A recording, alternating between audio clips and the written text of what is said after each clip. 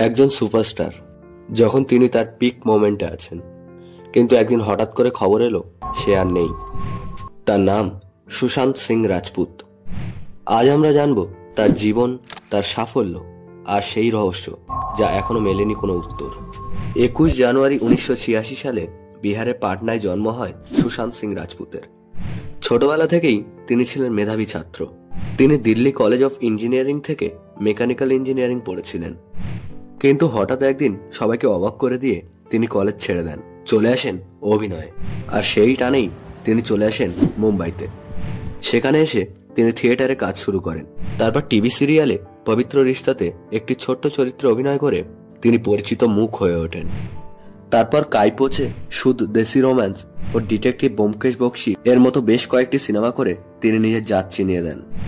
কিন্তু তার জীবনের সবচেয়ে বড় সাফল্য আসে 2016 সালে তিনি যখন অভিনয় করেন MS ধোনির দ্য আনটোল্ড স্টোরিতে।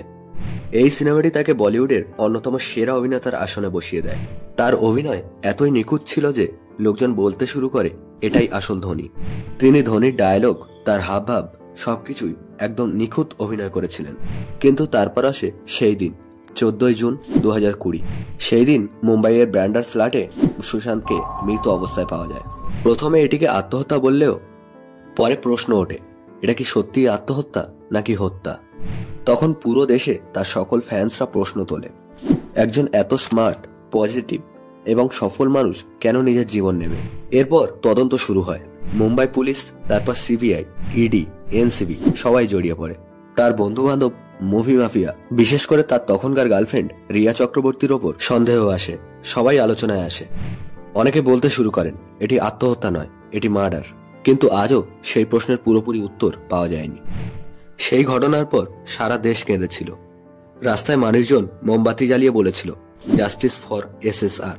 বিহার থেকে মুম্বাই সবাই চেয়েছিল সত্য সামনে আসুক। সুশান্ত হয়ে উঠেছিলেন এক প্রতীকের নাম। যদি স্বপ্ন বড় হয় তাহলে একজন সাধারণ ছেলে হয়েও বড় হতে পারে, তার উদাহরণ ছিল সুশান্ত সিং রাজপুত। কিন্তু দুর্ভাগ্যক্রমে সুশান্ত আজ আর আমাদের মাঝে নেই। কিন্তু তার কথা, তার হাসি, তার সিনেমা আজও জীবন্ত। বিশেষ করে তার ছিচড়ে মুভিটি আপনার জীবনে একবার হলেও দেখা উচিত। তিনি একবার বলেছিলেন, if you can dream it, you can do it. এবং সত্যিই তিনি প্রমাণ করে গেছেন। একজন সাধারণ ছেলেও যদি নিজের উপর বিশ্বাস রাখে তাহলে তার নাম ইতিহাসে লেখা থাকবে।